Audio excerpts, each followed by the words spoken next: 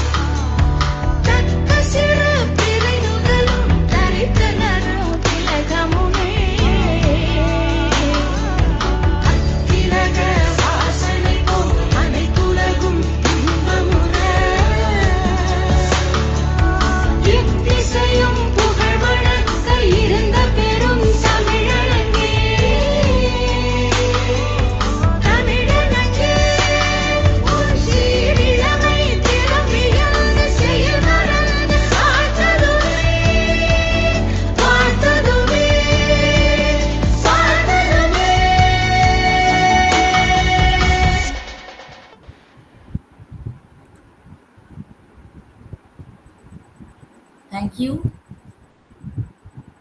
To formally commence this evening, I now invite my teammate M. Geeta, Assistant Professor, to deliver welcome address. Ms. Geeta, please.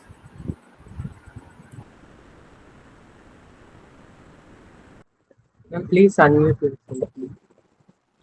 A very good evening to one and all present here. On behalf of the Department of Corporate Secretaryship, it's my immense pleasure and privilege to welcome you all to the 7 days virtual faculty development program on tech-enabled student development in a VUCA-BANI world, preparing learners for an uncertain future.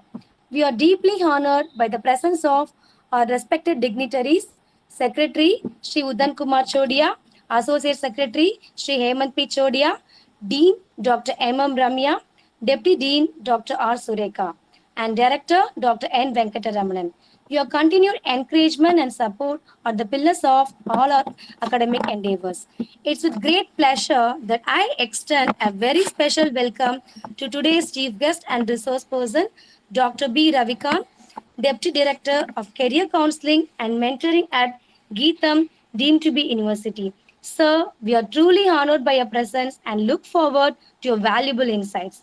I would also like to welcome our fellow faculty participants from various institutions whose enthusiastic presence adds value to this academic venture.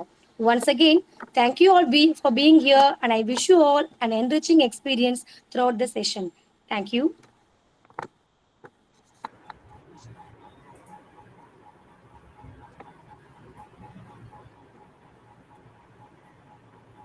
Pratibha, unmute ma. Pratibha ma'am, please unmute. Very sorry. Okay.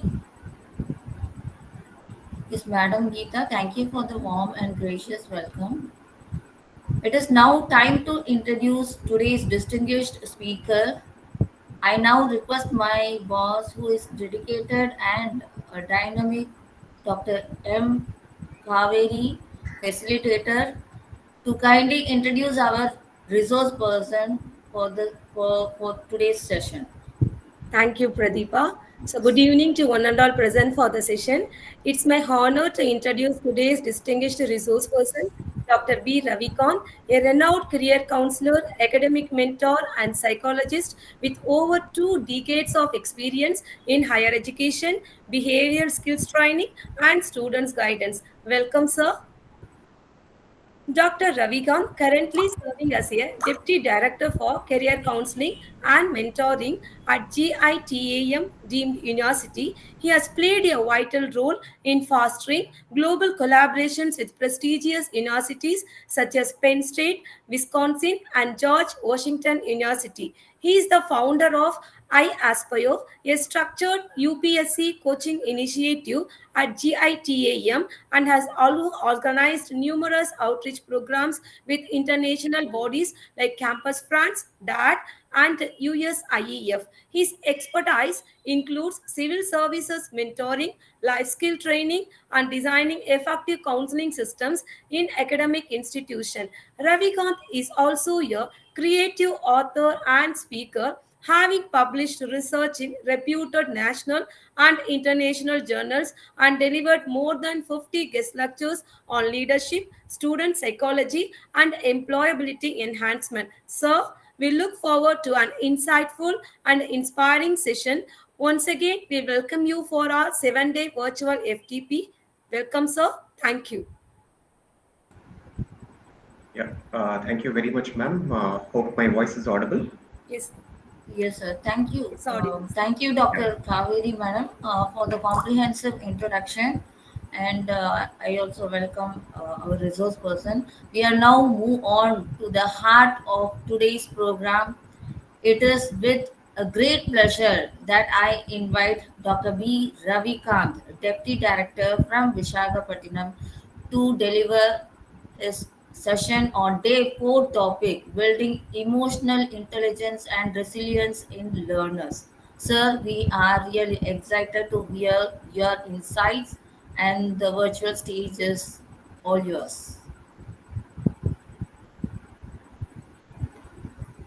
Yes, sir.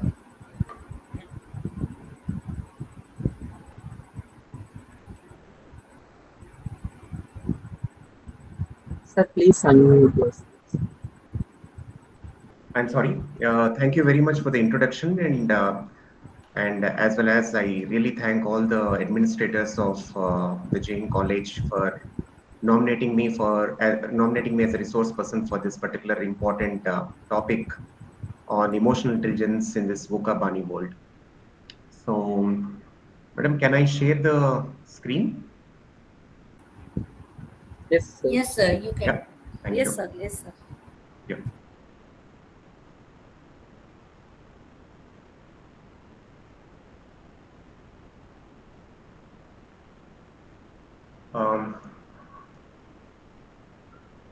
Is the screen visible, madam?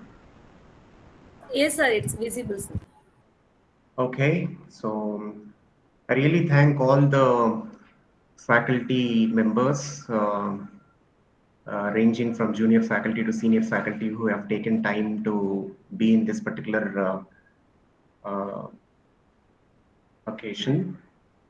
First of all, I thank the management of AM Jain College, the convener of this faculty development program, the organizing committee, the student volunteers, the staff, the participants, and all the invisibles who are part of this momentous occasion.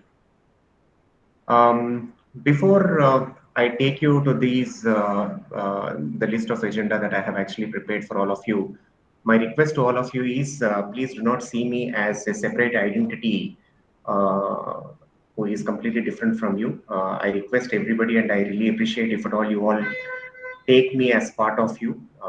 And I belong to the teaching community. I'm a teacher by myself, and I always proud to be a teacher for lifelong. Um, you have nominated me to this particular faculty development program, and then I'm going to share my experiences about VUCA-BANI and emotional intelligence. So I really appreciate if at all you all accept me as a person from your fraternity. So before I begin this particular session, I invite you to pause for a moment and ask yourself this question. When was the last time you have prepared yourself to the fullest in addressing a challenging situation in your personal or professional life? This is very important. So, what was the last time when you have faced a very, very difficult situation in your personal or professional life, and whether you are completely prepared to deal with that particular situation? Maybe that particular situation or challenge may be towards your student life, or it can be a family emergency, or something that went wrong in your workplace and then you have attracted a lot of criticism. So these three important aspects or three different environments are very, very crucial. So the one is your student life, for the times when there is a lot of crisis as a student, to undergo the academic chores, and you are not sure about your career, and then you struggled a lot with respect to your career, and then finally you made up your career in one particular field called as teaching. And there are chances that there are many chances that there are family emergencies in different homes, and then finally there is a lot of criticism in the workplace as well. So if at all you think back to these particular situations, whether are you prepared completely to these three situations? If you are prepared, wonderful. If you have not prepared, then the question comes, or the concept comes, or it boils down to the fact that our students are also facing the same kind of emotional distress. And when they come to the classroom, they come with a lot of emotional baggage. So you pretty well know when students are entering the classroom, they are not just entering the classroom from the point of view of listening to the subject per se, but it is very important that they also bring along with them many aspects which are beyond the classroom's imagination.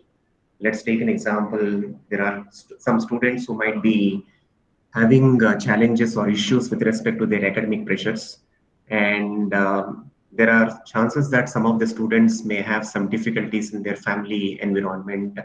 There are chances that some of the students may have some physical or psychological issues. The societal pressures are there for a majority of the students, and there is global uncertainty such as the pandemic and all that stuff. So when a student has entered with this much of baggage along with him or her to the classroom, it is very difficult for us to really make them normal and ensure that the attention is completely on the subject of interest to the student. It is very difficult from the point of view of the student as well as from the point of view of teacher. So I've been, in fact, we are all basically part of both the sides. We were a student who had the difficulty of managing our emotions with respect to different situations in our life, as well as a part of a teacher role, it is very difficult for us to basically maintain the attention of the students to the subject matter of interest. So it is important or essential for all of us to understand that we are not just speaking to a student per se, but there is an emotion inside us which is actually interacting with another emotion which is in front of us. So which means that there are two emotions that are actually interacting with each other. That's very important for all of us to understand. It is not that there is one intellectual person interacting with a student who is intellectually ignorant, whereas we have to really recognize the fact that at the bottom of all these intellectual abilities or the ignorances per se, we are all basically emotional human beings or emotional beings. So an emotional human being is interacting with another emotional being. So once we identify or once we try to connect the student emotionally, then probably the kind of discourse that happens in the engagement will definitely take a new shape, and then we'll try to attract the student towards the subject matter. But if at all we directly nosedive into the concept without understanding how the student is in the environment or in that particular ecosystem, then there are chances that probably handful of students would be interested in your session, whereas many of the students who are really interested in the session may not be in a position to understand the situation because of the fact that they are carrying a baggage of emotions with them and they are unable to deal with those emotions. So by the end of the day, there is a question for all of us, including me as a teacher. I need to understand the fact that whether I am going to talk about the technical concepts alone in the classrooms, or do I need to really prepare the student for life or not, is something that I am really interested in understanding. So with that, in this particular session, we are going to understand the concepts, the basic concepts of emotional intelligence, such as emotional intelligence that is actually propagated by Daniel Goleman. VUCA-BANI, I think by this time you have already gone through what is VUCA and what is BANI, and then the interrelatedness between VUCA and BANI and how it is relevant to the current generation called Gen Z.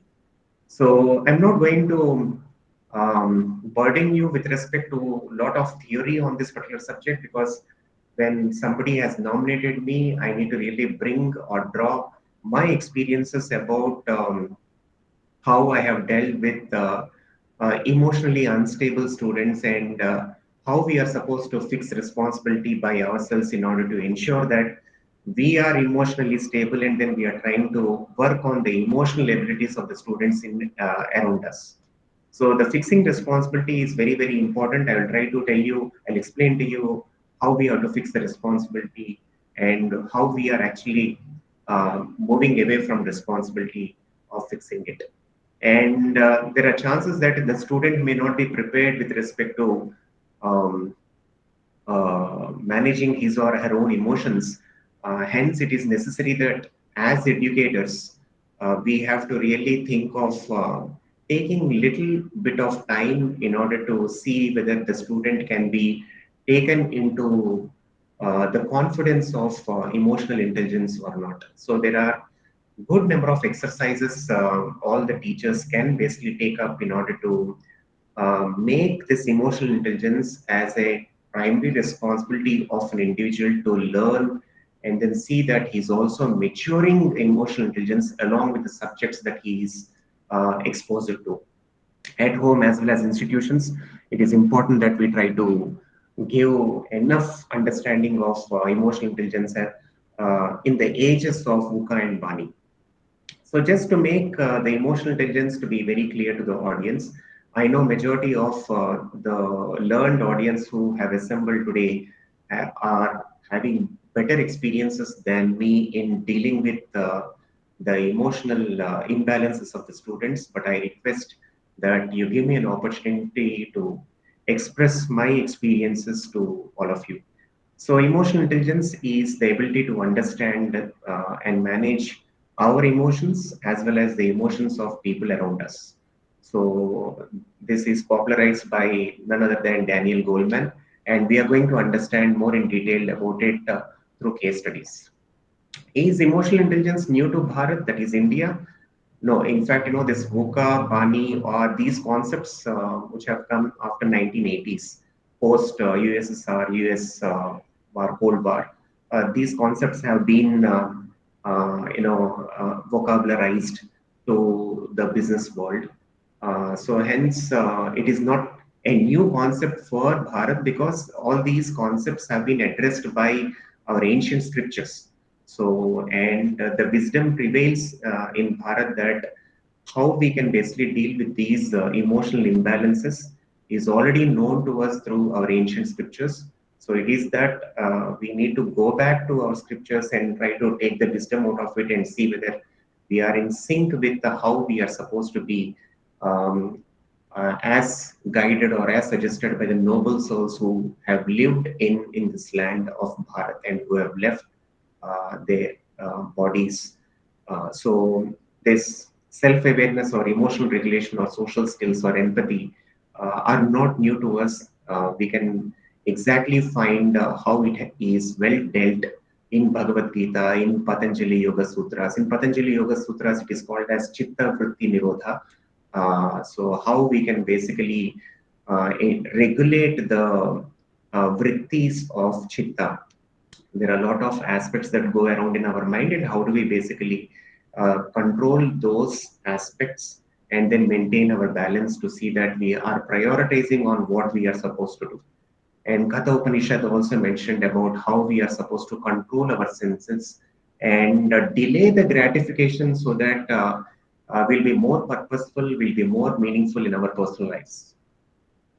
So before we try to address the student emotional issues, it is very important that as educators or as teachers, are we fit enough to groom our students emotionally or not? Or can we build the emotional intelligence of the students is directly correlated to whether we have the necessary competence to build our emotional intelligence or not. So just for a small kind of reflection, this is a small kind of template wherein you can go through the questions and then really introspect among ourselves whether we have matured enough with these particular experiences or not. Let's take an example.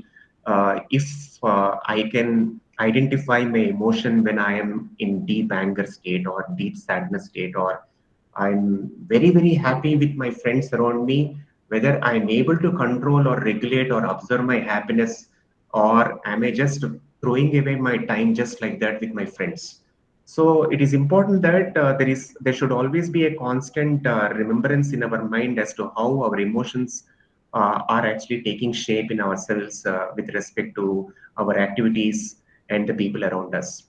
Whether we have identified our emotions or not is very, very important. To what extent the degree of emotions are there within us? Are they manageable, or are they not controllable? So if they are not able, if we are not able to control the anger within us, or the sadness within us, or the fear within us, or the jealousy, or the grief, or the regret, then how do we expect that, or how do I expect whether I can manage the emotions of the students around us?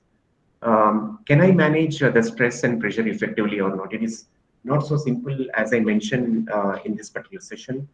People, there are very less number of people who can handle stress and pressure effectively. More people like me may not be in a position to handle stress and pressure. So every day we need to really reflect upon ourselves whether we are able to manage stress and pressure effectively. Unless otherwise there is an introspection within me, I may not be able to deal with my stress and pressures of work and family life.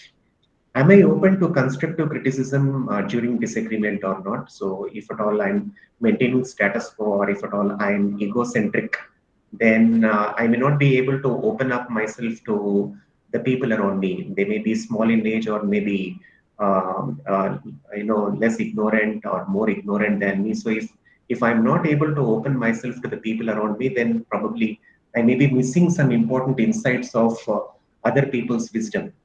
So I should every time be very cautious and careful to see that my ego does not stand in between me and people around me or the environment around me. So can I adapt my communication style with people around me? This is very important.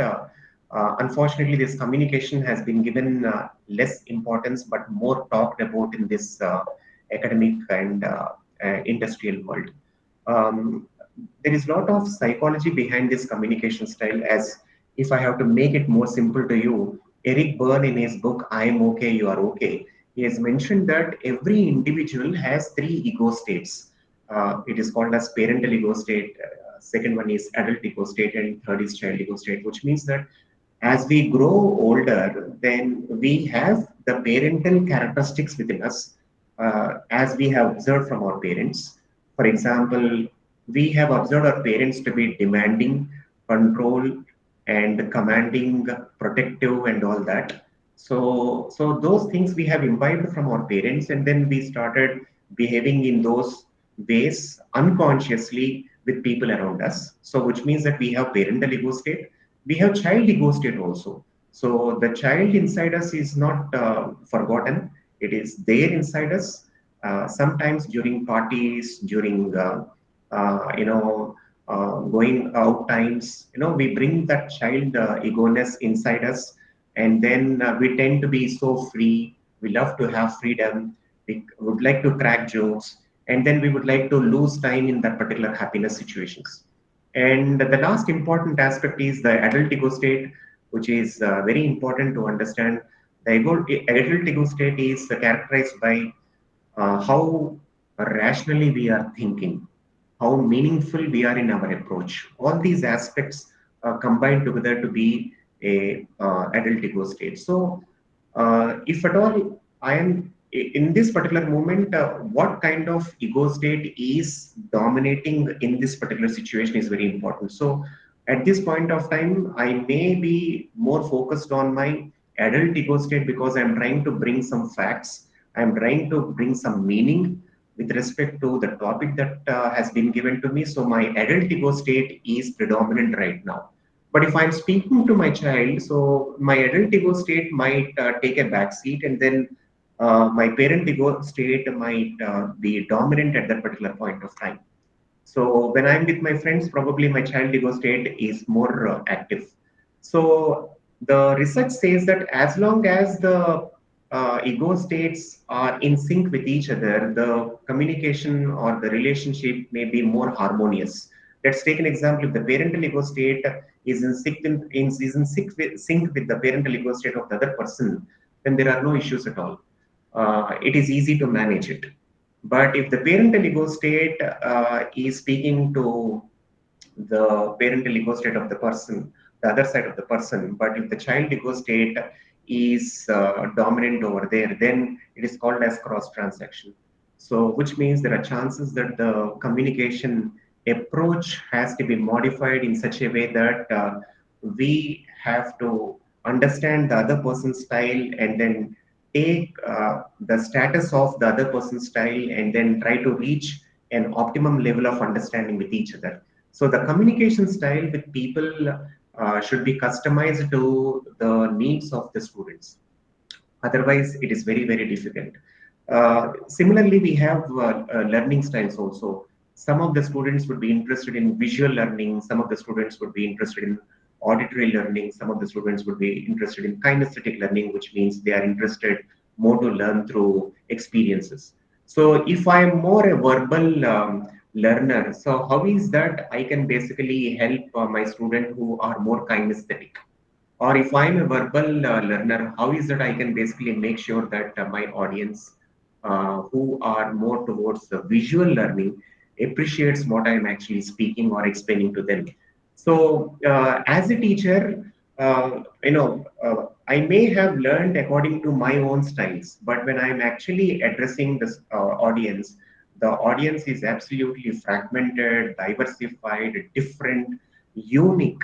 So hence it is essential that I need to really understand who my audience is, either individually at one given point of time, and see what really is the best combination for me to basically take a very good communication style or a learning style, so that my style of communication with my student style of communication is the same, so that there is a real learning that takes place, or majority of the people around me will have better chances of having this particular learning effectively and efficiently. And if I don't recognize whether this other person is upset or not, then probably I'm not trying to be more emphatic. So this is a small test for me to basically understand whether I'm emotionally intelligent or not.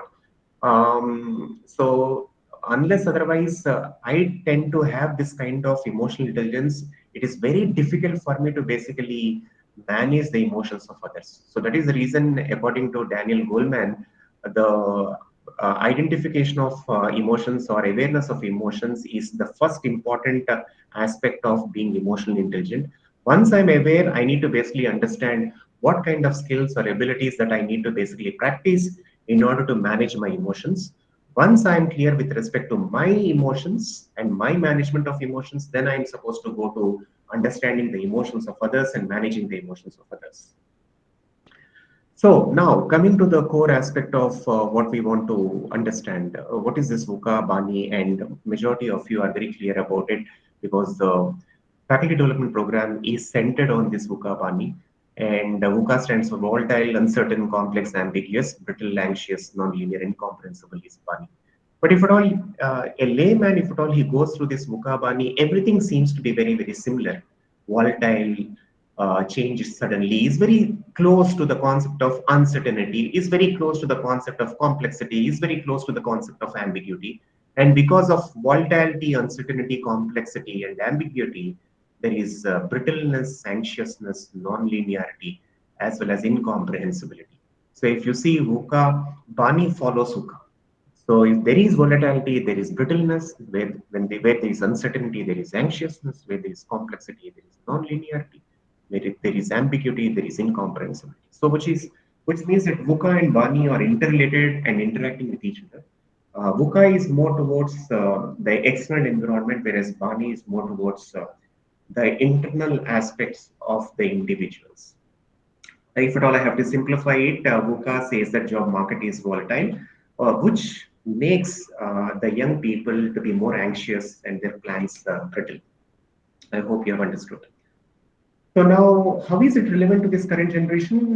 Majority of the current generation are, as you all know, they are hooked to the smartphones. If at all you knock the door, or if at all you try to peep into the door of your children at midnight, probably they are still hooked to the Instagram reels or YouTube reels or the social media. So hardly they will have time to sleep. Hardly they'll be sleeping for 2 to 3 hours or 3 to 4 hours. So unconsciously they are snowballing the aspect of the sleep deprivation. So what is the effect of sleep deprivation on the prime time activity that they are supposed to do? So there is technology amplification, which is leading to what is what we all know about it. So hence this VUCA-BANI is relevant to this current generation. So there is a lot of career uncertainty, degrees don't guarantee jobs, gig economy, portfolio careers. Majority of the students I have seen from my experience, they are going for the shortcuts. In the previous generation that you and I studied, majority of us believed in the fact that hard work leads to success. Nowadays, the students are actually going through this smart work and they do not know whether the smartness of the individual is leading to the strongness of the mind.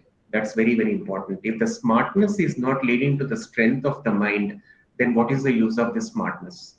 So hence we find that majority of these programs that are offered by education institutions in higher educational ecosystem are more towards IT jobs, because the IT is brittle, which means it is appearing to be strong, but it is very, very fragile, which means that the students can easily get into these jobs with some knowledge of information technology initially.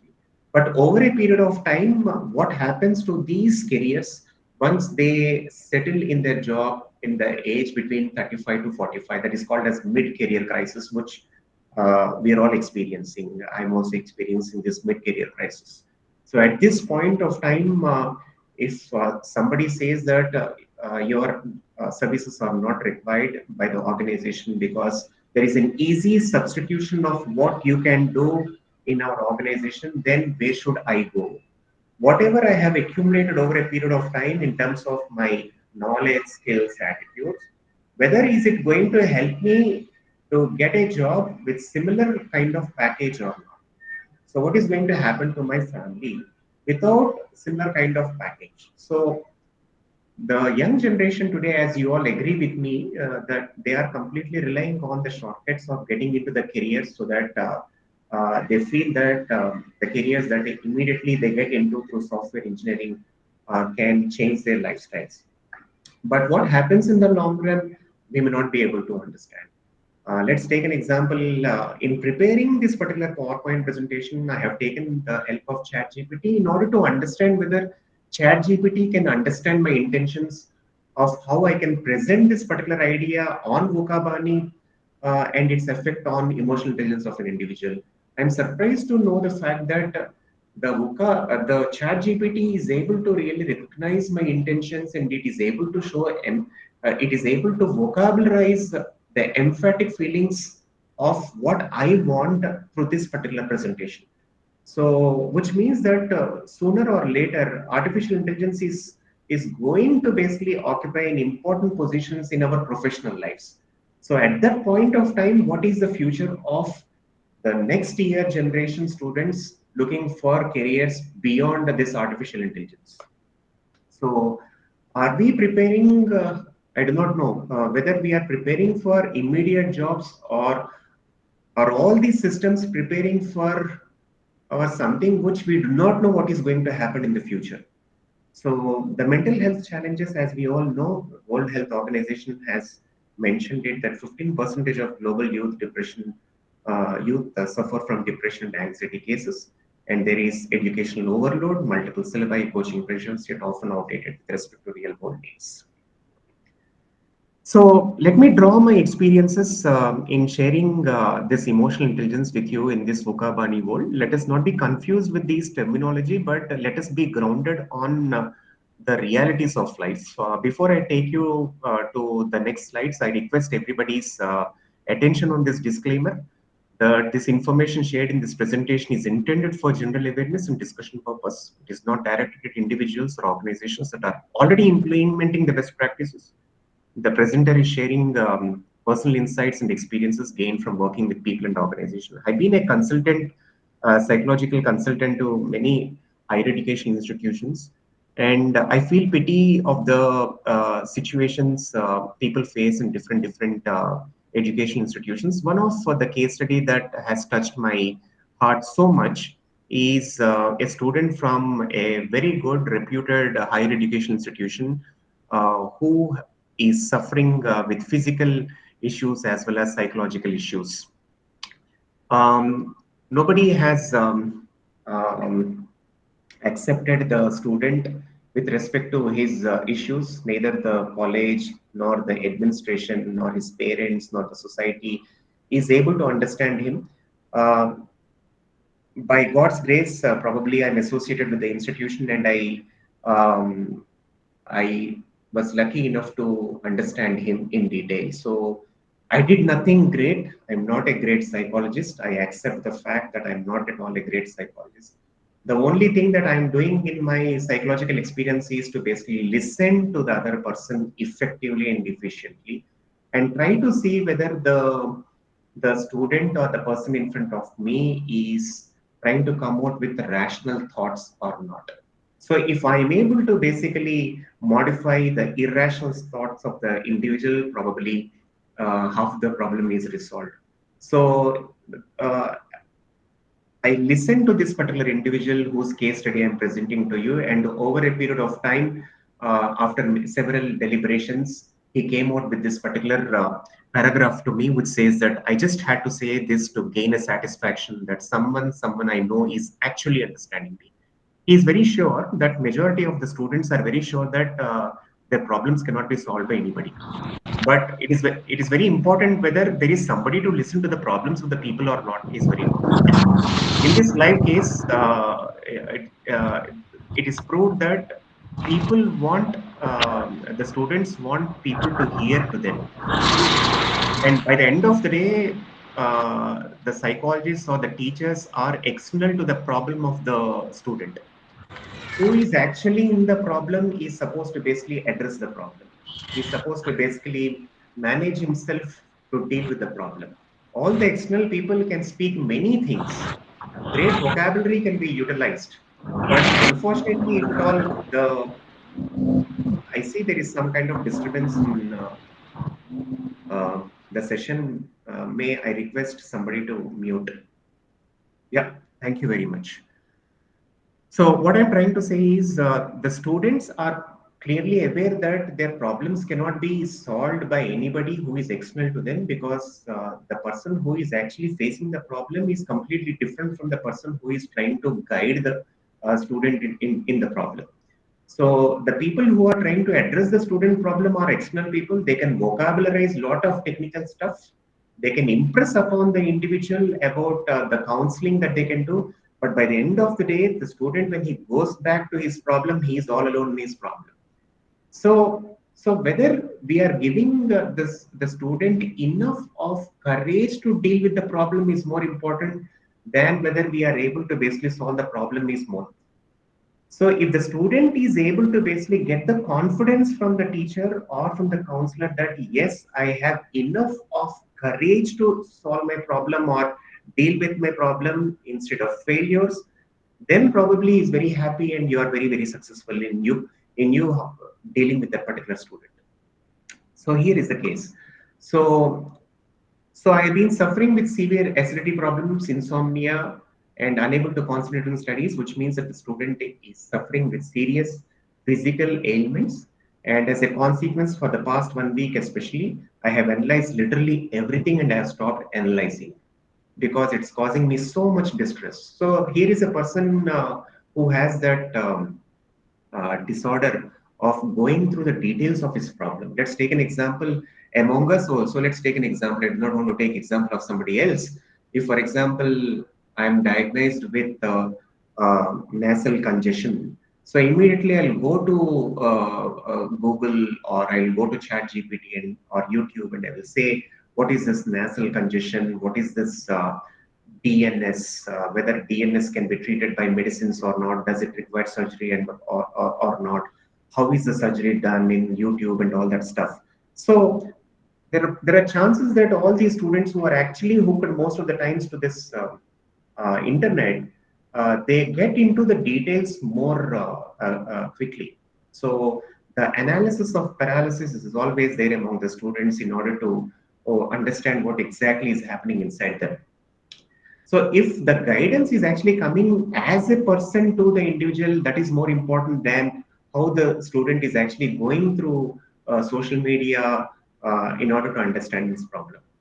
So that exact solution has an external element, understanding and support of others, which means his problem can be resolved by the understanding of the people around him.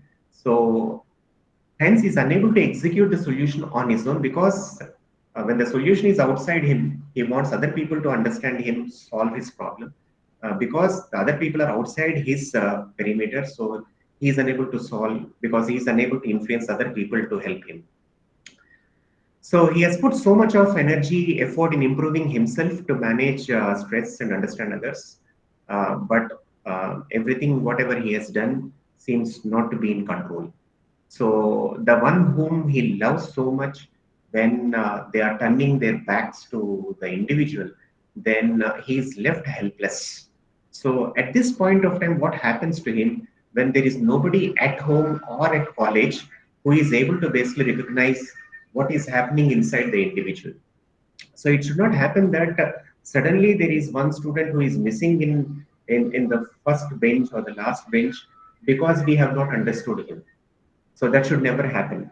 So in spite of our efforts, something goes wrong. Yes, we can basically say that I was unable to basically help him in spite of many efforts from my end. But if there is no identification, if there is no awareness, if there is no understanding of what is happening around me, and if something goes wrong, then why am I there?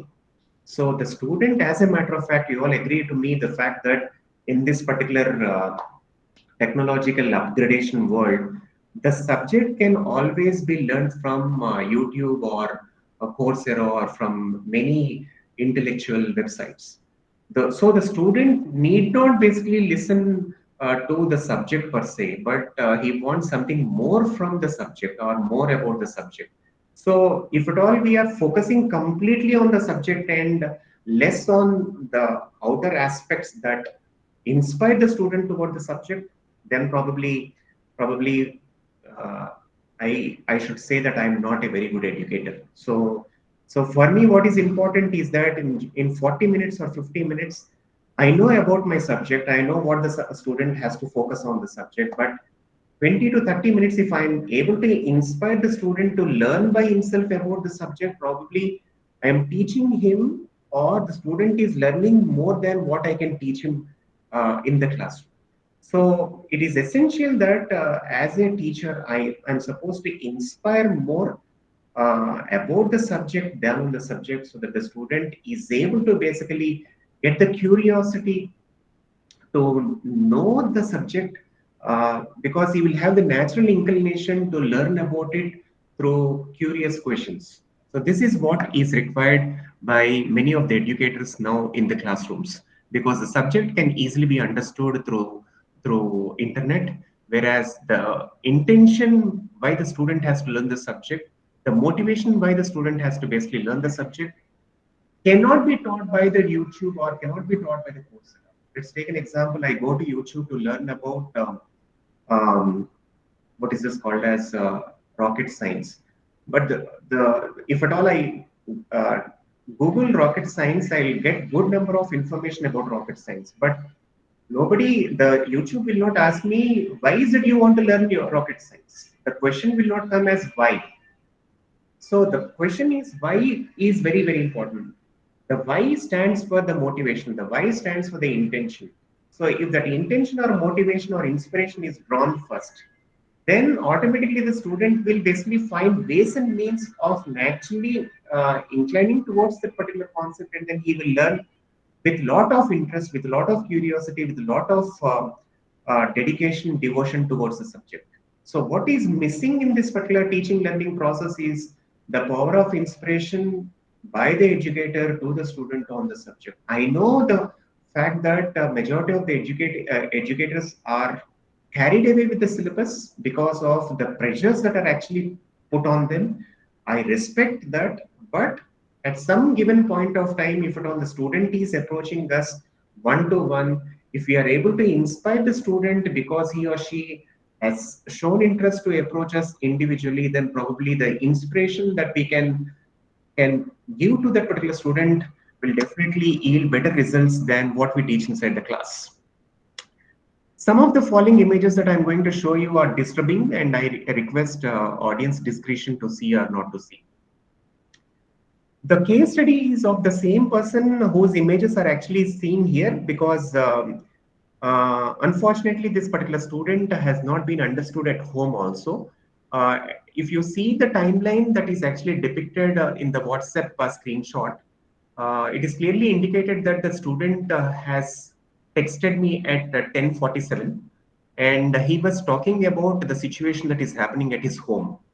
So this kind of situation nobody should basically get. It is important that we try to take cognizance of people who are coming to our class with different emotional baggages. So here is a subject who is 19 years male studying engineering at an important engineering institution.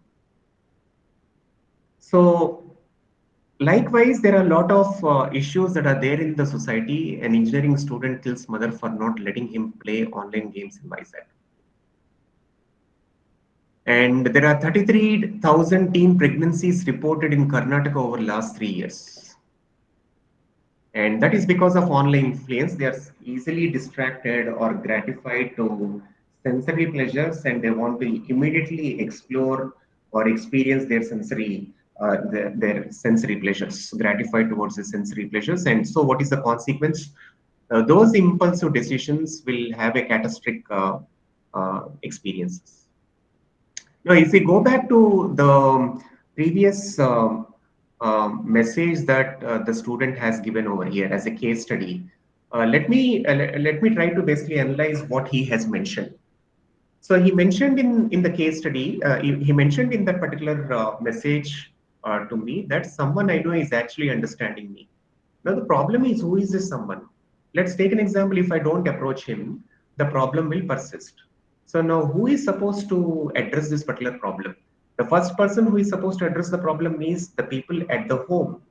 Now, unfortunately, what is happening in today's environment is, I'm sure you all accept with me that as parents, we have failed in basically building emotional stability or the kind of culture that is actually required for the student to develop his holistic personality.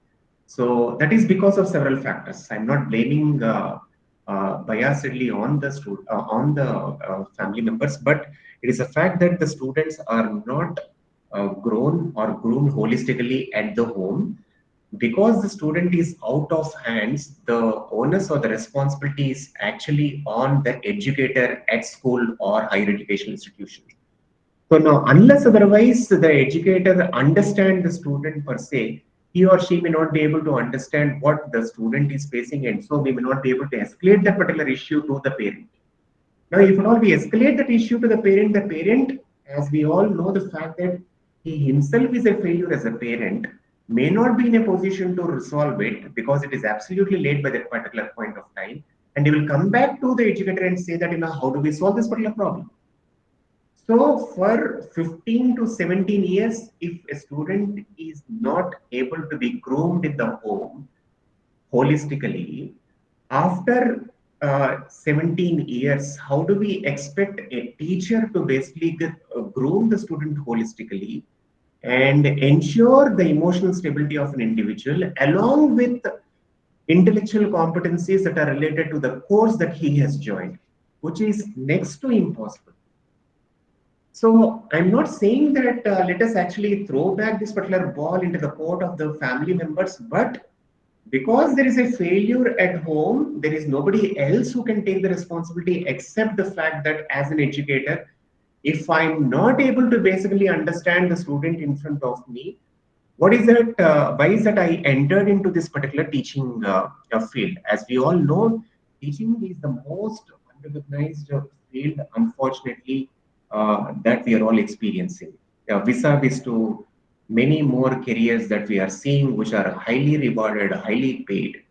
But when we have actually taken a decision of entering into this particular teaching field, in fact, we are the chosen monks by the Almighty in order to shape the personalities, which in turn will shape the societies, which in turn will shape the countries, which in turn will shape the economies, which in turn shape the world. So we are part of the character building, the nation building, and global harmony.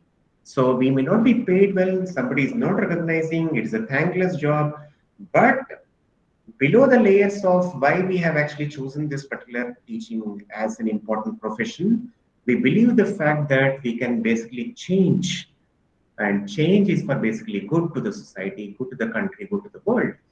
So here the problem is, who is this someone? Parent, teacher, friends, relatives. It has to be somebody. It has to be first. It has to be the parent. It has to be the teacher. It has to be the friends. It has to be the relatives.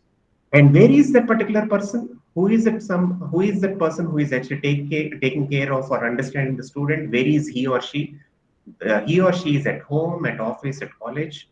What is understanding? Why only mental health professionals? That is what I'm trying to say. Even though I'm a psychologist, I pretty well know I can be a psychiatrist, but I became psychologist because I do not want to address the challenges of abnormal people through medicines. I want to basically ensure that I'm able to hold the student while he or she is normal, so that the normal people should not go into abnormalities. That is the reason this positive psychology has emerged. Previously, psychology is understood as something for mental patients only or for the people who are abnormal. But right now, the situation is entirely different. Csikszentmihalyi, who talked about positive psychology, mentioned that it is very essential not only for people who are abnormal, it is very essential for the people who are normal also, because There are very good people in the society who are very, very less in number. Now, the less in number, if at all we don't take care of them and we don't shape their personalities to shape the society to the country, then if the good people are actually coming down or the numbers are coming down, then who will be there in the society to help the society? Who will be there in the country to help the country? Who will be there in the world to help the world? So that is the reason I try to basically channelize my efforts and energies towards understanding people who are normal so that they don't become abnormal. So start from home and then we have to take responsibility of grooming the student. So the student has suffered with severe acidity problems, insomnia. The physical health issues, majority of the times the physical health issues are not deliberately by the student per se, but there are chances that the physical issues are because of genetic factors also. Now, let's take an example. My mother has asthma. She has lung issues. So I developed asthma now at this particular age. So now, if I don't address this particular issue, then the issue will persist. So now, if I don't identify what happens to my children over a period of time, so it is actually taken through this particular lineage. So when our children are actually suffering with physical health issues, and if at all it is attributed to the genetic factors, then there is an important aspect of empathy, sympathy from the point of view of parents to really see that the child has developed some aspects of his genetics and carrying those genetics to the next generation. So it is essential that how we can basically prevent that particular damage to further elevate. So that is the reason these physical health issues needs to be, it needs to be handled appropriately. And unfortunately, what is happening is focus is more on the treatment and less on prevention. I have analyzed literally everything and I have stopped analyzing. So the student is suffering with analysis of paralysis. Unless otherwise we hold the student over there, he will not stop in analyzing everything and anything. So let's take an example. If the student is analyzing what is happening inside his body in World Wide Web, that is in Google, then he may encounter few passages which will make his life more complicated. Let's take an example, the acidity, the ulcer. If all he is trying to Google it, and if there are derogatory remarks on this acidity or ulcer by some website, then he may have that particular fear on the sentences that have gone into his mind. So he will always basically be fear about the outcome of those particular sentences in his mind. So he will live his life with fear. So it is important that we immediately go to the situation of the student to make him understand why he is not supposed to, why he should not basically go into analyzing his problem and deeply analyzing his problem. And understanding the support of others, unfortunately, we find that people generally maintain status quo. We have our own problems, and when we enter into our class, we tend to basically nosedive into the subject because we believe that the students are not interested. So I need to fulfill my duty to deliver the subject, complete the syllabus, come out from the syllabus, and then see that I'm fulfilling my duties to the best satisfaction of the organization. But it is also essential that there is a child in our home. If the child is not taken care by you, and if at all you are handing over the child to a school or a higher education institution, if somebody does not recognize the emotions of your child, then where is the child left with?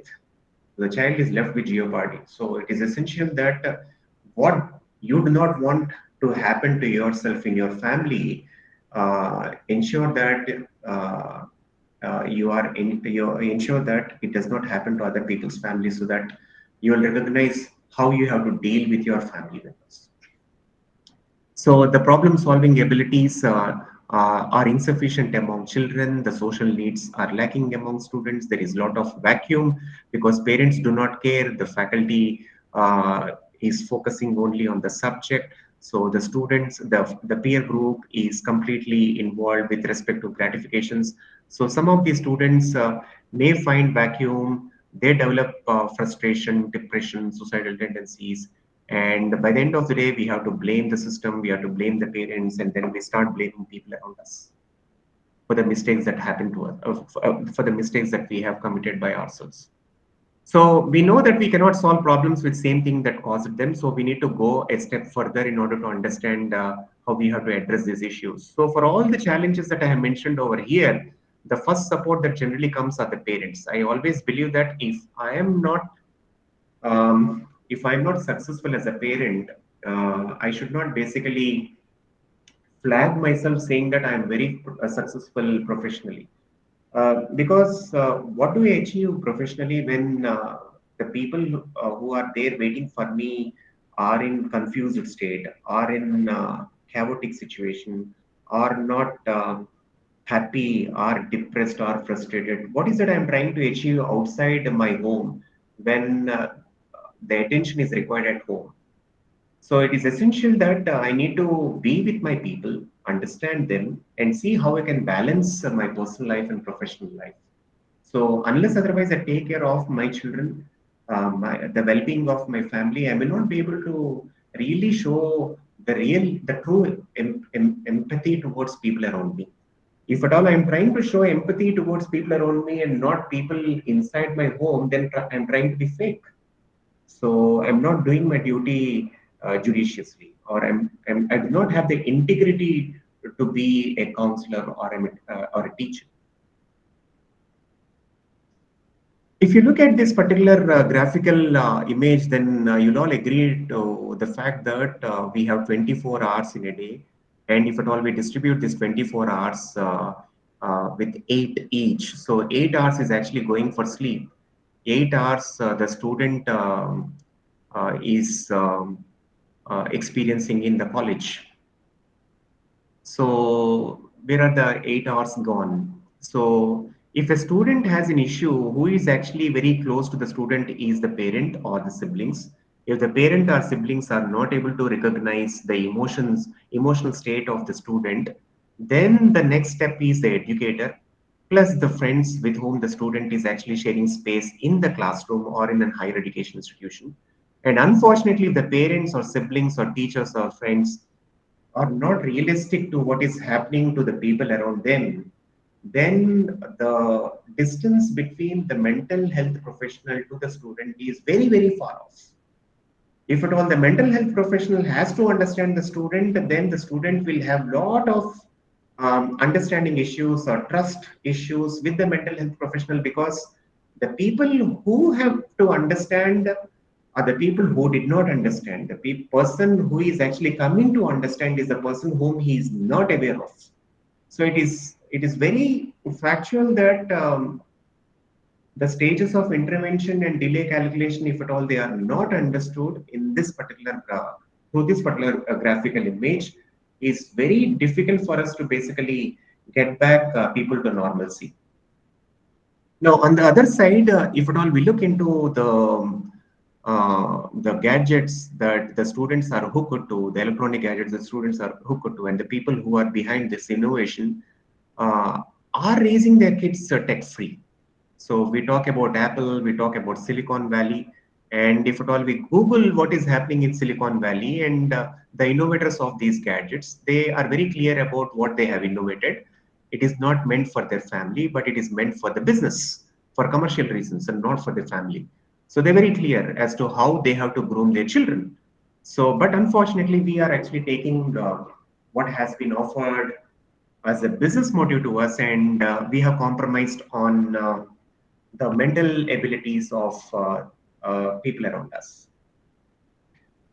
Now, if you look into this particular table, we'll find that what is happening at home, what is happening at college, and who will teach or how will these aspects be taught. So at home, because of single child or pampering issues, the student feels that he is independent. He wants independence. He wants freedom. He doesn't want the kind of commanding, demanding nature from the parents. So he has poor coping skills because he is not experienced to real life challenges. There is entitlement mentality that the children say that I want this, and if you don't give this, I will cry. So because the parents want the child to avoid crying, so they generally give whatever they want, and so they feel that entitlement will help get what they want. And there is a difficulty in relationship management between uh, father and son, or daughter and then mother, likewise. So now at home, if the parents are unable to basically share the knowledge of the family, the history of the family, the culture of the family, the challenges that the family has faced, the resilience with the family members during adverse situations, and how people in the family share responsibilities towards prospering the family towards the next significant level, what will happen to the child then? So majority of the parents think that whatever we have suffered or whatever the family has suffered, we should not basically allow our children to suffer. Yes, let us not allow our children to suffer. That is a good attitude, but there is an important reason why the child has to be exposed to the suffering. So if the child is not able to understand what is suffering and how people have come out from the suffering through their abilities, then how will the child understand when a situation comes to him, when there is a challenge or when there is a suffering to him?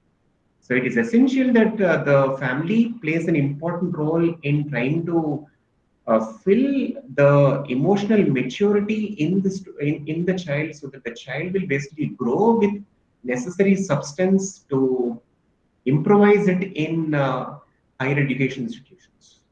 So higher education institutions can basically supplement to what has been taught or what has been groomed at home. But higher education institutions, if they're taking the entire responsibility of emotional maturity or emotional stability, I don't know to what extent that is going to be successful, because majority of the institutions or organizations are output based and outcome based.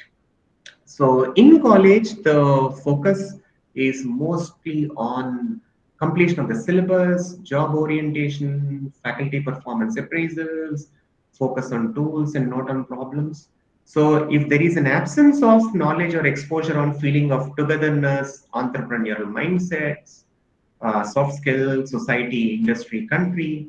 So if the topics are not related to the society, or if the topics are not related to the innovation that is taking place in the society, how will the student um, get inspired from what we deliver in the classroom? So the Gen Z population is more interested in practicality of what they learn around them. So if at all we don't sink into the maturity of the student, Gen Z student, it becomes very difficult for the Gen Z student to relate himself to the educators around him. So now all these things are on one side.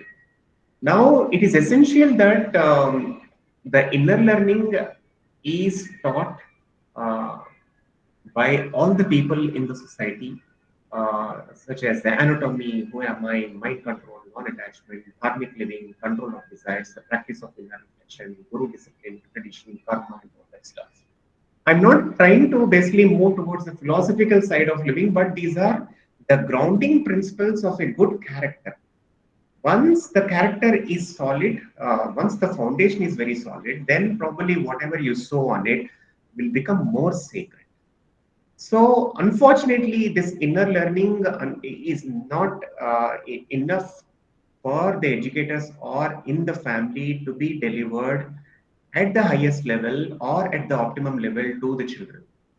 And we are compromising on how we can basically control the mind of the student on non-attachment dharmic living. Unfortunately, there are no qualifications such as BTech in mind control, um, MTech in non-attachment, or the PhD in practice of inner reflection, because they don't subsequently earn them what is this called as good high paying packages. If somebody is trying to do PhD in who am I, nobody is going to take him, and hence he is not interested in that. So everything is actually attributed to the end result called as currency, lifestyle, and all that. So by sacrificing, by compromising on the inner learning, we are actually exposed to a lot of complexities of life, and hence this VUCA and BANI has come into the picture.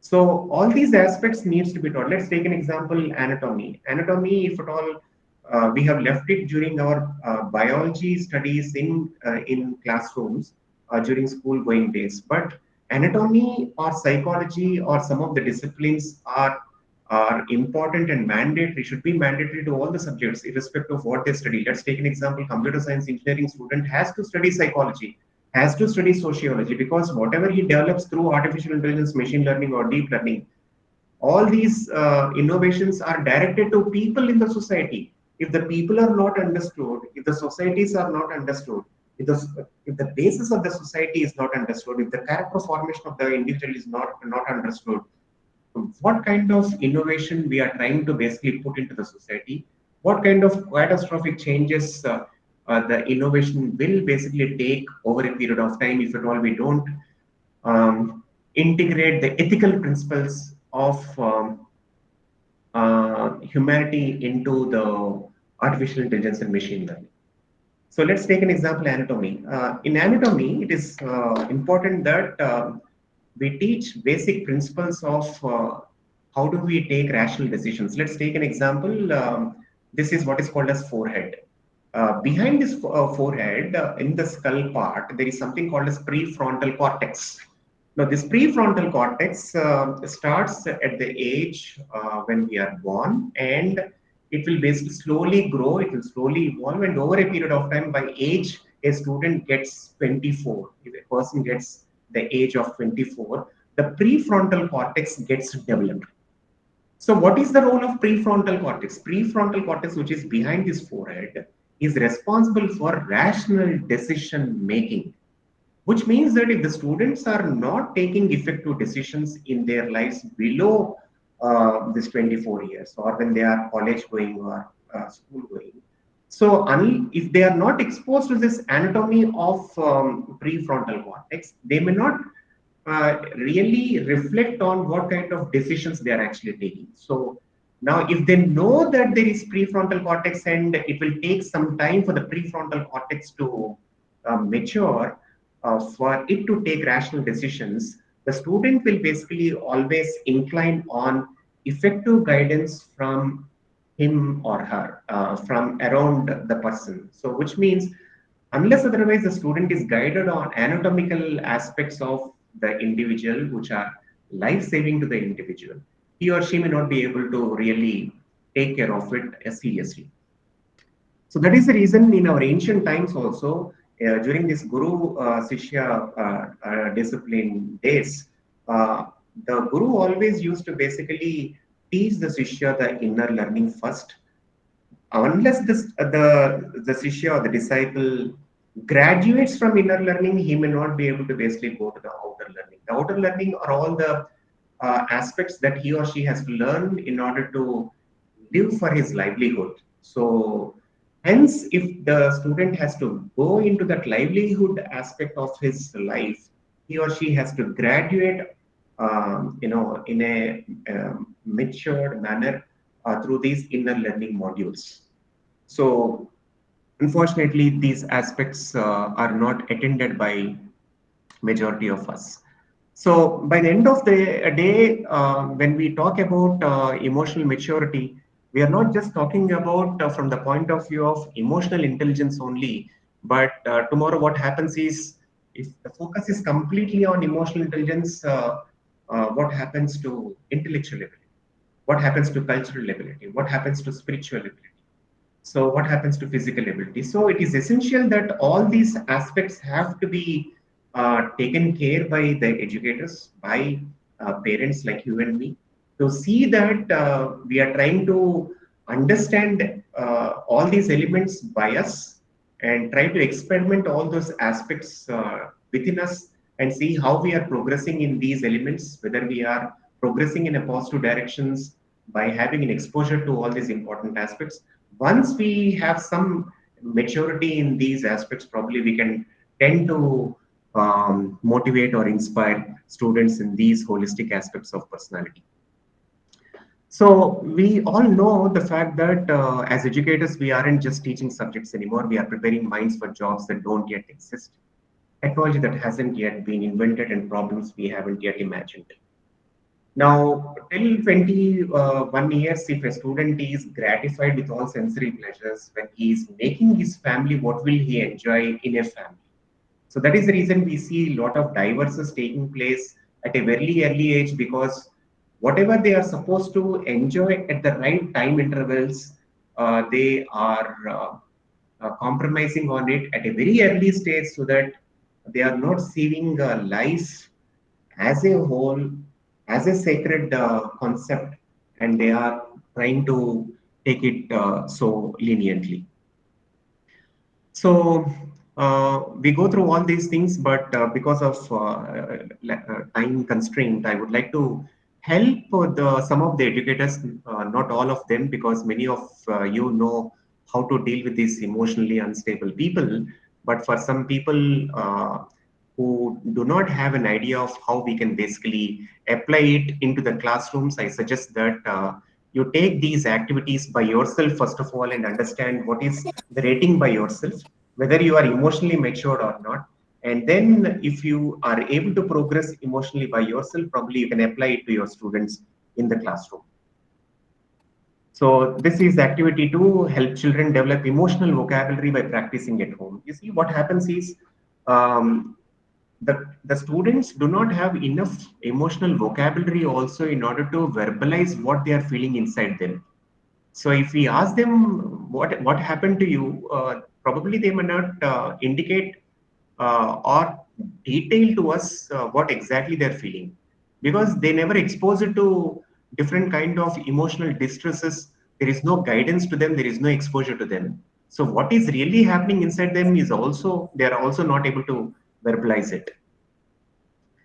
So activity 3, identify current gaps in family bonding and create a small positive change. How many parents spoke about family challenges, stories in the family to inspire the children?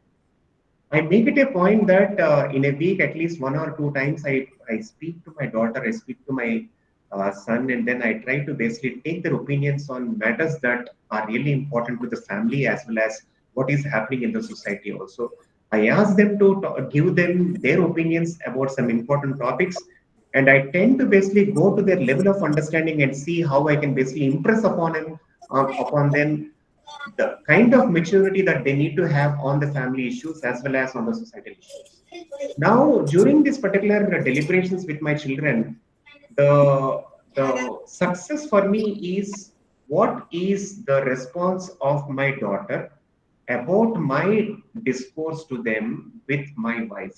So, in the absence of me, what did my daughter speak about the interaction that I had with her to my wife?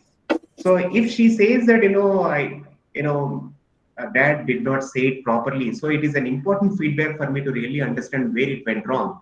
But if my daughter says that I'm inspired with what father has said, then probably I'm trying to basically, I understood what and how of interacting with my children. So it is important that we try to experiment and exercise deeply what it needs for us to basically get connected with people inside our homes.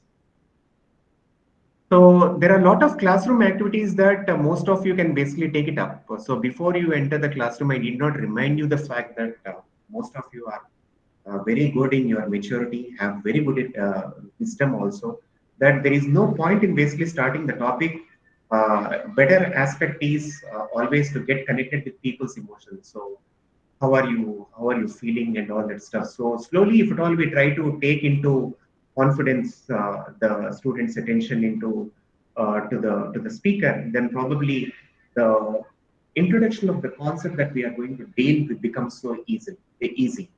But we generally get into the topic, we nosedive into it without understanding the emotional balance of the students. So these are some of the topics occasionally you can basically present in the classroom in order to identify who are those students who are deviant from their normal thoughts on these subjects. Because when this particular topic is actually given, there might be a normal interaction, there may be an abnormal interaction. So what caused a student to abnormally talk about this particular topic?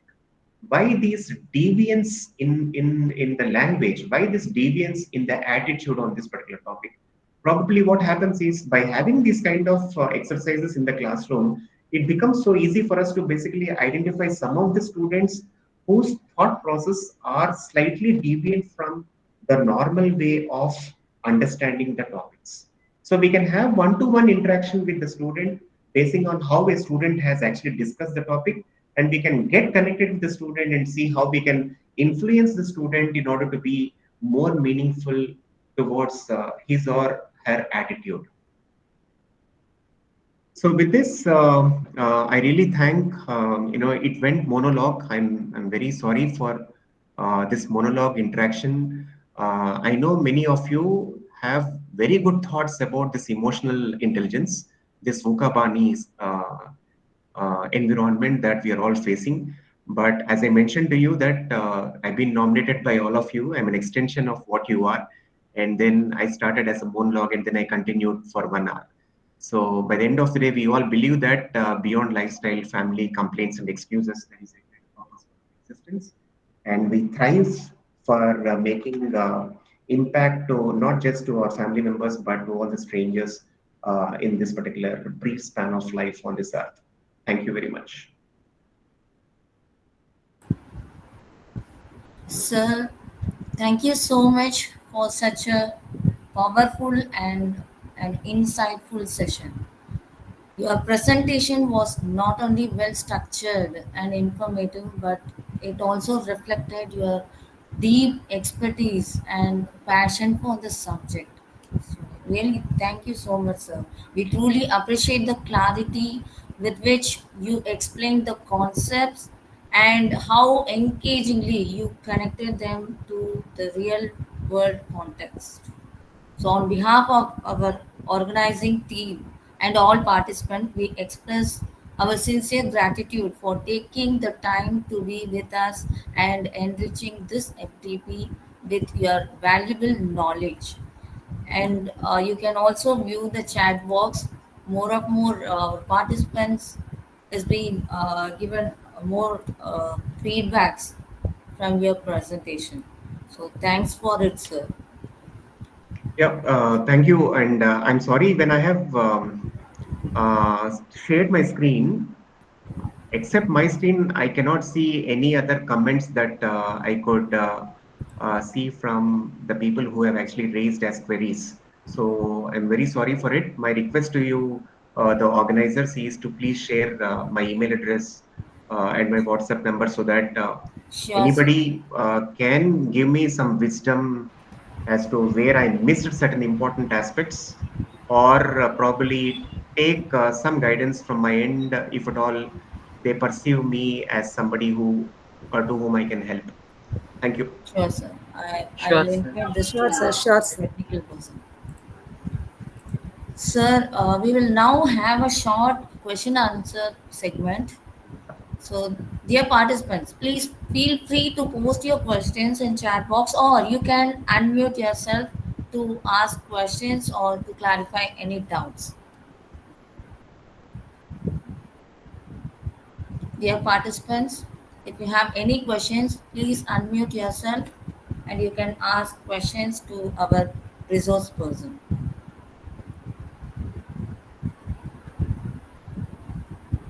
So, dear learned participants, my request to you is need not be queries, but you can basically extend to what I said also. So you can echo what I said. You can give your extension messages also to what I said. Thank you. Any participants would like to share your views or ask questions? Anyone?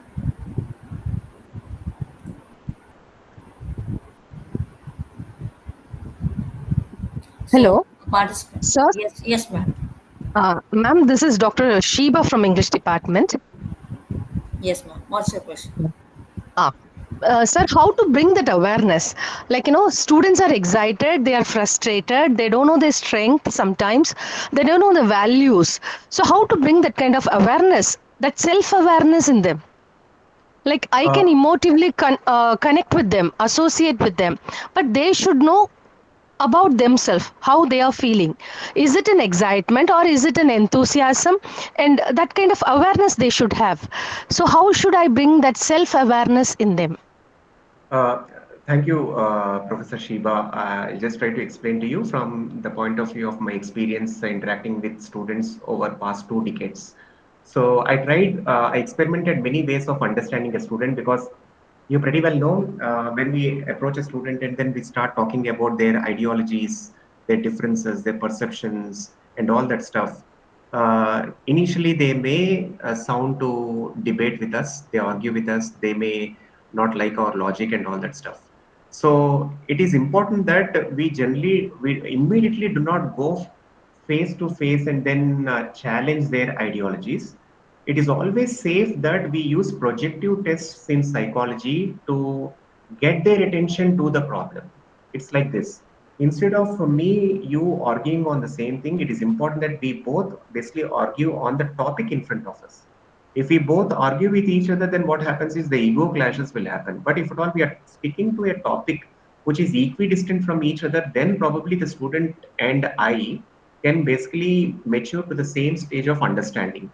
So in psychology, we have projective tests. So in projective test, what happens is, let's take an example. We show them a picture of a picture, and then we will ask the student to basically explain or narrate about a story on the image. So majority of the times, the psychology research says that people's attitudes are reflected in their narration of the image, which means that they generally take upon a character inside that particular image and then they will try to pump in their attitudes, their value systems, their opinions, their ideologies into the characters. So indirectly, we are seeing that their image is reflected in the image of the character that we have presented. So the student is safe, and we are also basically speaking from the point of view of the image and not from the point of view of the student, because majority of the students are not interested to directly address their issues. There is always an ego feeling, and there is also uncertainty as well as insecurity among the student that somebody is trying to understand me more in detail without me letting them to know. So it is better that we introduce some case studies which have some kind of reflection to the personal needs of the individual, so that it becomes so easy for us to deal in the classroom. Yes. Sir, is it that only we should have that emotional intelligence towards students, or they themselves should know that intelligence? What is their emotion? How should they react? That self awareness on this emotional intelligence, is it not important for students? Madam, if at all we left it, if we say that the students are supposed to have emotional intelligence, then the second question that follows the first question is, how are they gaining this emotional intelligence? From what Mm. source? Now, if at all Okay. they're gaining emotional intelligence from the peer group, Mm.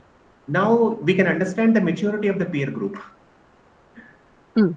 Now, that is the reason there should always be an authentic source of guidance to the children with respect to emotional guidance. Okay. You're able to Yes. understand. Otherwise, what Yes. Yes. happens is they will always try to debate with us, argue with us, saying that, why is it you are not accepting me to go to movie when my friends' parents are easily accepting her to go to any movie any point of time? Mm. So the comparisons will generally come.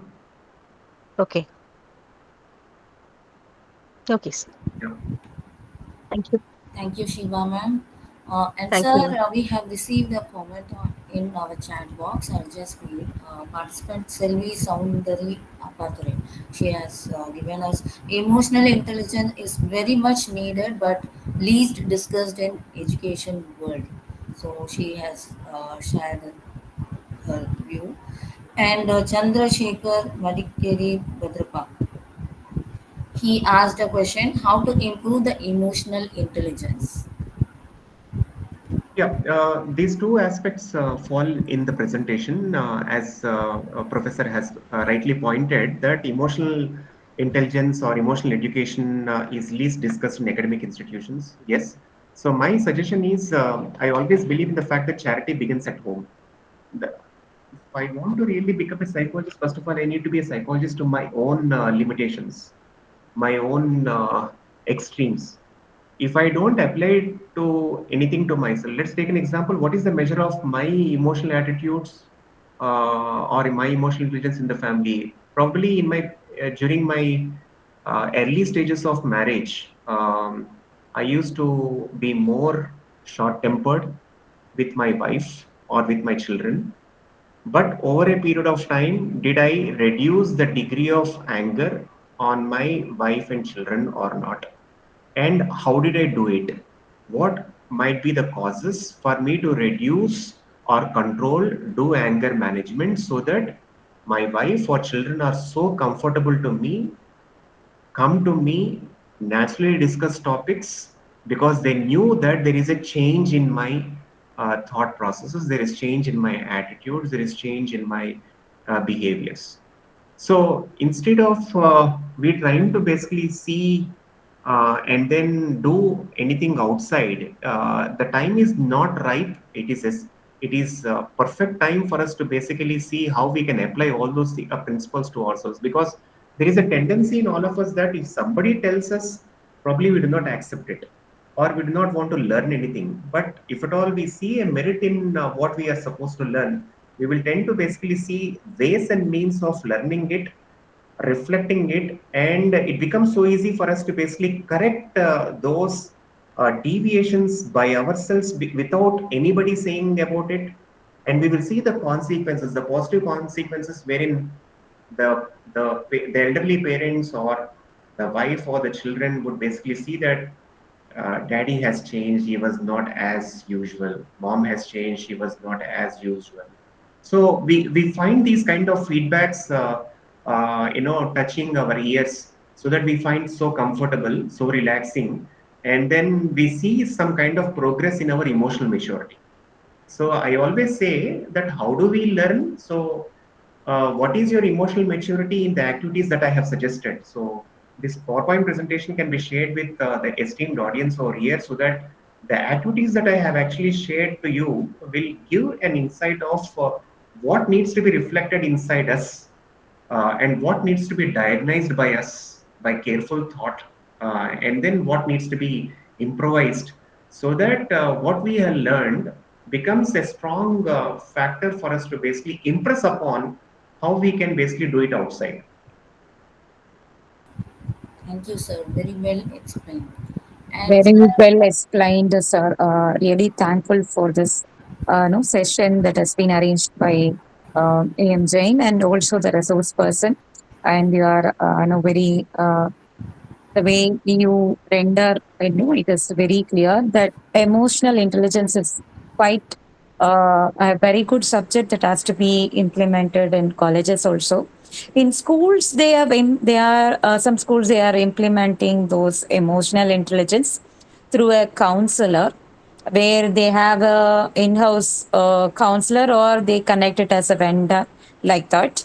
So based on that, the teacher will understand what are the emotions that their children are going through, and they are mediating with a counselor, and it goes like that. But in colleges, what kind of activities or how we can analyze the students to understand they are emotionally something different, and how can we analyze what are the factors, what kind of test we can give to them no additionally when they have some free time, so that we can understand their emotional behaviors, Uh, how they react to the situations. yeah, thank you very much for putting your thoughts, ma'am. I would like to say one thing. Majority of these education institutions, higher education institutions, have come out with a facility called as a soft skills trainer or life skills trainer or personality development trainer and all that. So, and they are also trying to basically understand the student. But the soft skills class or life skills class generally happens once in a week or maybe bi-weekly. So it is very difficult for the student to get connected with the soft skills trainer, because occasionally the soft skills trainer will meet them, but majority of the time the subject teacher is basically getting used to that particular student. So the first important aspect I always believe, as I experimented myself, is whether I have strong knowledge with respect to my subject or not. One. Second important aspect is I know the subject, but if I deliver the subject from the point of view of an IITN to a student who does not have any knowledge about the subject, then what happens is I might be the best in the subject, but I might be worst in dealing with the subject to a novice. So not only the first aspect has to be taken care, which means that I need to have strong subject knowledge, but I need to basically see how I can deliver this particular subject in such a way that the student gets motivated towards that particular subject. So the art of delivering the subject in such a way that the student gets enthusiastic about the subject. So this is the second one. First one is subject knowledge. Second one is the art of delivering the subject. Now, what happens is once the student has seen the art of delivering the subject, the student will basically come outside the classroom and follows you to his room, in the sense that your staff room. Now, over a period of time, there is a peer group or a cohort whom you will see surrounded by you. 3 4 students initially, 10 15 students, after 40 50 students, like that. And it basically goes like a just like a ball of fire, that so and so faculty is a go-to faculty because you can learn more things when you meet him or her personally than what you can basically get to know in the classroom, because he she has limited time in the classroom, but once you go, you get connected so easily with the faculty. Once that particular trust or bond is actually takes place between a student and friend, that particular student will basically become a lifelong student even though he becomes a CEO also. He will basically call you and then see where you are, and then he or she get connected to you and he will come to you. So what activities needs to be done in the classroom? So let us not go heuristically as to we have to do 1 2 3 4, but my appeal to the entire listening audience is that try to inspire your students towards the subject and how that subject can be connected to everyday challenges of life. So once you do that, automatically students come to you with an understanding that you can inspire people in their life as well as career also. That's how it has to take place. We cannot use a formula in order to make people more emotionally mature, but we need to become a magnet wherein students start understanding that their ions are in uniform directions towards the magnetism that is coming out from us. So that should basically take place. What happens is if a student has seen an interest to come to you, then there is more learning into the student. But once we are actually seeing that emotional intelligence is very, very important, it is important for you. You have recognized the importance of it. But if you want to push it to the student, the pushiness is something which can be easily be misinterpreted by the student, that which I am not prepared for it. Why is that somebody else is actually putting it onto me? So let us have a small kind of group who gets attracted to us because of how we inspire the students. Then what happens is the same students who get inspired by you will start talking to other people, say that, you please go to that particular faculty who will basically understand you much better way so that your problem or issue can be resolved.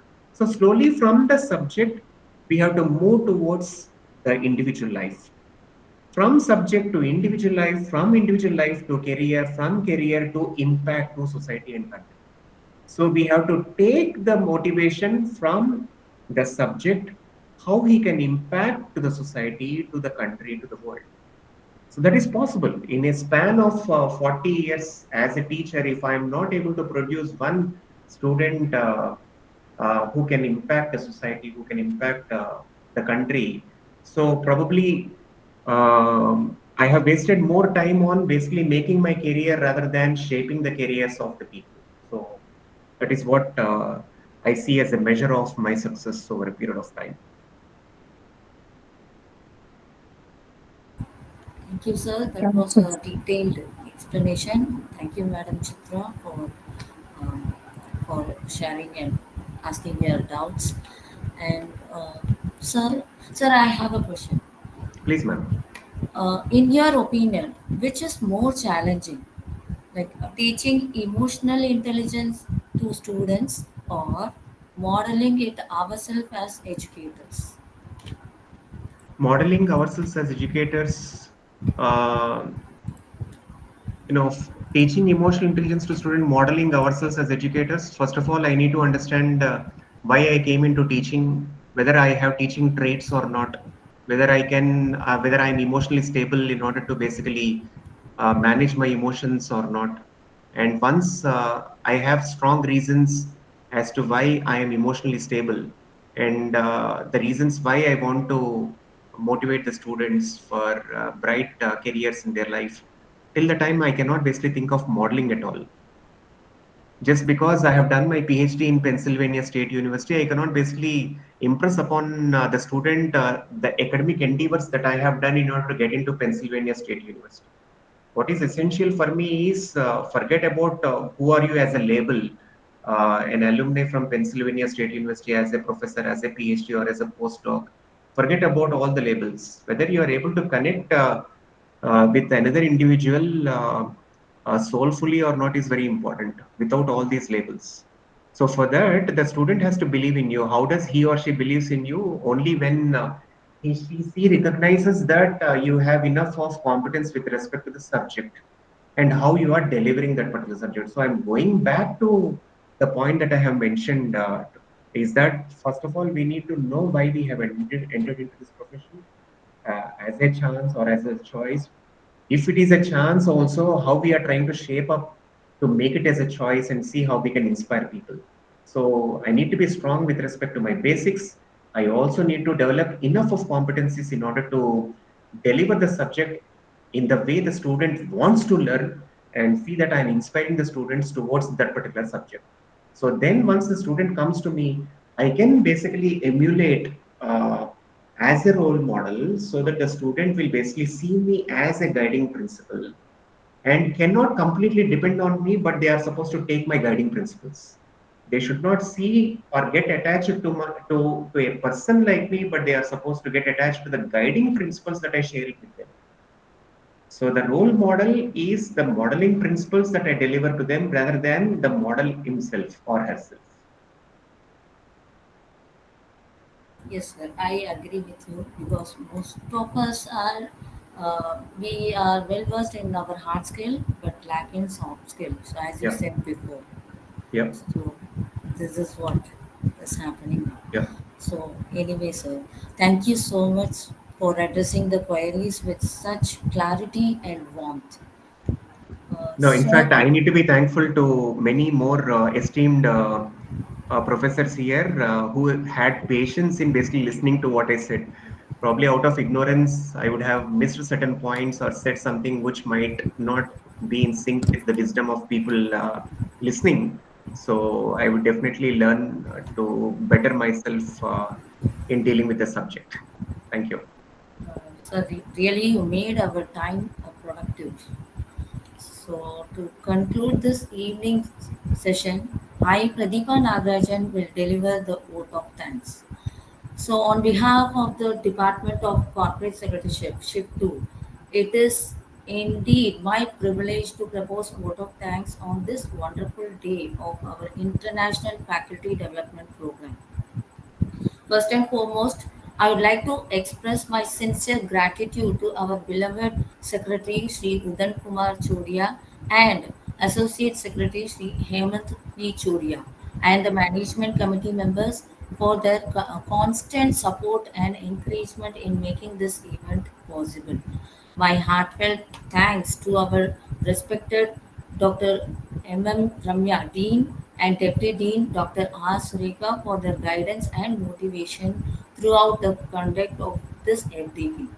I also extend my deepest appreciation to our distinguished resource person for the day, Dr. B. Ravikanth, Deputy Director, Career Counseling and Mentoring, GITAM, deemed to be University Vishakapatnam, for delivering a thought-provoking and inspiring session on the topic Building Emotional Intelligence and Resilience in Learners. Your insights have indeed helped us understand the importance of emotional strength, and adaptability in today's dynamic educational landscape. A special word of thanks to our facilitator, Dr. M. Kaveri, and all the faculty members of our department for their tireless efforts, teamwork, and seamless coordination in organizing this program. I would also like to thank our non teaching staff and technical team for their behind the scene support, ensuring their virtual session ran smoothly. Last but not the least, my sincere thanks to all the participants from various institutions for your enthusiastic engagement and active involvement in today's session. Thank you all once again. So now we would like to capture a photo as a memory of today's session. So I kindly request all the participants to please switch on your camera for a moment so that we can take a quick virtual photo. Dear participants, your warm smiles will make this moment even more special. We'll wait for us just a minute while everyone turns on their camera. Dear participants, please switch on your camera for the photo session.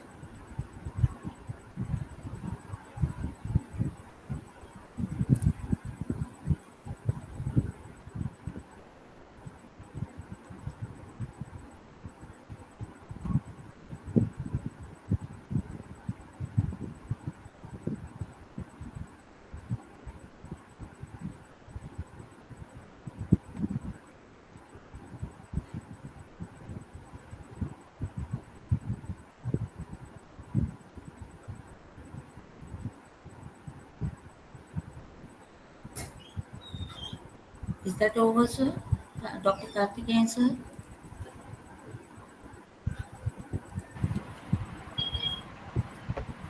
Yes, ma'am. Let's wait for some more time because many are switching on their cameras.